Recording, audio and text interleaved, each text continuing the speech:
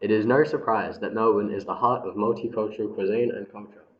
Melbourne has been home to many different nationalities for years, dating back all the way to the gold rush. Due to different nationalities making Melbourne their residence, they have brought their own food to make Melbourne their home. In this mini-movie, we will explore the fantastic journeys that bring the people and food from China, Italy, and Greece to our home, Melbourne. Melbourne is known for its wide cultural diversity and in particular the high quality Italian food. Italian immigration to Australia started in the 1850s, where about 4,000 people came to Australia looking to make a fortune from the gold rush. The Italians made their own shops and created communities. These shops became meeting places and were successful because of the high quality produce.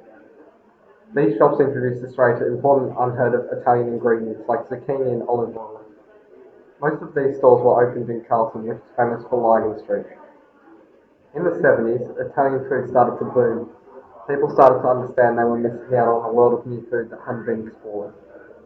Once people started trying pizza, pasta, and coffee, they couldn't put it down, and Italian food was everywhere. Without Italian immigration, we wouldn't be the same nation we are today. Italian food has made a big difference in the food we eat, and know we struggle to make a dish without adding olive oil and other ingredients. It was the discovery of gold in 1851 that first attracted Chinese immigrants.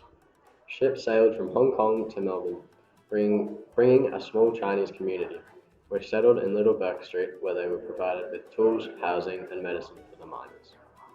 In the 1860s, many Chinese associations bought land along Little Bourke Street and created clubhouses, which became meeting places for the Chinese immigrants.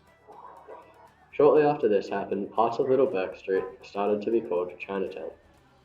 In the 1870s, Chinatown grew as the gold on the mines dried up and Chinese miners were forced to make a decision: move back to China or stay and live in Chinatown.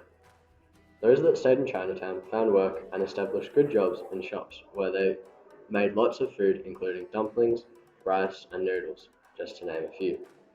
Nowadays, Chinatown extends along Little Bourke Street.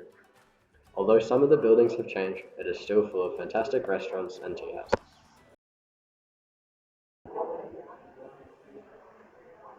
Greek migrants have helped Melbourne grow into Australia's cultural hub.